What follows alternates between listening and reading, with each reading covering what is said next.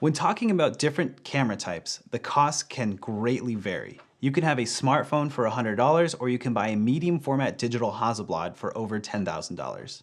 So what are you paying for? Why are some cameras more expensive? And why would you want to pay more for a camera like that? In photography, price tends to go up for a more sensitive, bigger sensor. The speed of the camera, how fast it can take and process photos, pixel count, also known as resolution, ability to shoot video, and that video's quality, and the lens system. Most full-frame DSLRs are going to be the most expensive cameras you will see on the prosumer market, while smaller point-and-shoots will be the cheapest. In the mid-range, you'll find smaller crop sensor DSLRs and crop sensor mirrorless cameras, but you'll also see some crop sensor mirrorless cameras for the same price as a full-frame DSLR.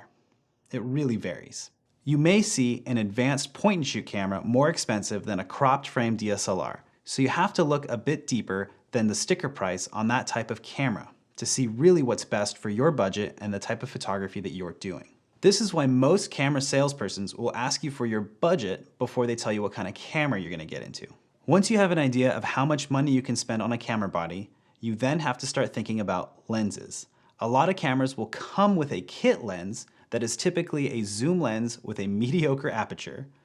It will not be the best lens money can buy, but it will be great for basic lens to start with. And while you're learning, it's a really good lens.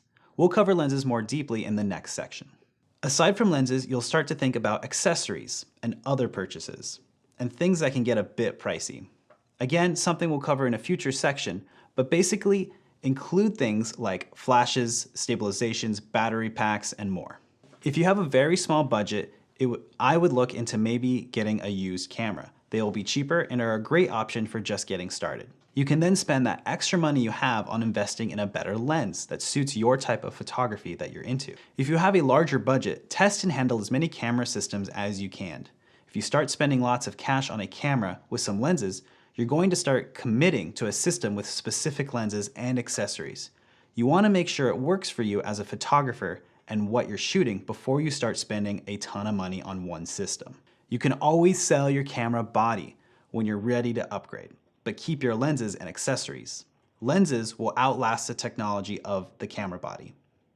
A word about brands. Up until now, we haven't mentioned or recommended different camera brands, and the truth is that there's no one perfect brand. We've shot with all types of brands from Canon, Panasonic, Nikon, Fuji, Olympus, and Sony, and even more, and they're all really great. We can't tell you what camera brand to buy versus the other because it's really up to you to decide which camera feels most natural and what works for you. That's why we highly, highly recommend going to a camera shop, putting it in your hand, and feeling it out. See what it feels like. Go through the menus and see if it's easy for you to understand. Even if you purchase the camera online, it's great to test it out before you buy it. So, if after watching the videos in this section you have a question on if you should get the Canon Rebel T7 or whatever, or the Nikon D5000 Plus or the Panasonic GH Infinity, know that the only advice we'll be able to give you is that you should go test out that camera yourself and see what you like. And that with any of those camera choices, you'll be able to take amazing photos.